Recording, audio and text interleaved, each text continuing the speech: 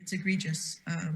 It should have been avoided. Senator Sabina Perez is referring to the devastation in the Marbo Cave area. As we reported, Guam EPA issued a notice of violation to Samsung E&C America, Inc., which is contracted to construct a solar farm in Mangilao. The contract is part of a $200 million deal between KEPCO and the Guam Power Authority.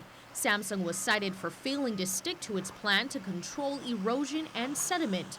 The potential fine was $18 million, but Guam law caps the amount Guam EPA can impose. A company that makes billions of dollars, right? And being slapped with a fine of $125,000, does not really provide enough enforcement capability for us. And it doesn't hold the company accountable for the damage that they've done. Without the proper erosion and sediment controls in place, it has left the historic Marbo freshwater cave a muddied mess, and access roads to private property in the area flooded. This could have been completely avoided, had the company actually implemented the plans. Although one of the bills would lift the cap on fines, another measure would also provide funding for Guam EPA to tackle its shortage of manpower to help step up in their enforcement efforts. I see that by bringing in more resources and money, especially during the budget cycle, now is the time. If we really want to make the change, we really have to put the money towards Guam EPA to ensure that they are fully carrying out the mandates that they have.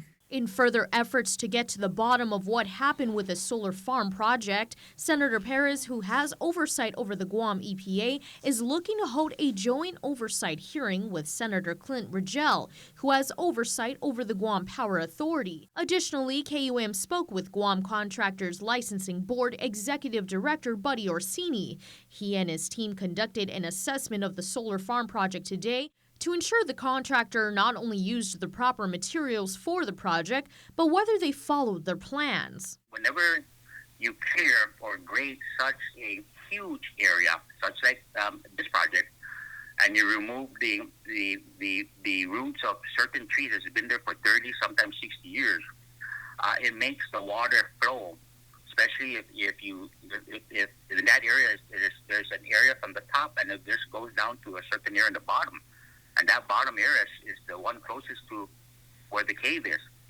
So when you don't have any vegetation, right, the gravity and the force of the water that comes down is even greater, and it magnifies because there's nothing holding it. They were actually fortifying the berms.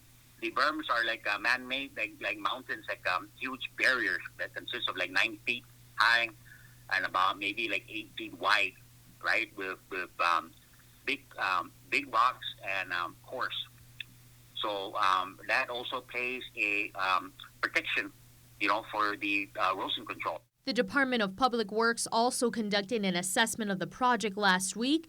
KUAM is still waiting for an update on the agency. Additionally, the contractor could potentially face enforcement action from the U.S. EPA for violations of the Clean Water Act. Reporting for Guam's News Network, I'm Tyler Matanani.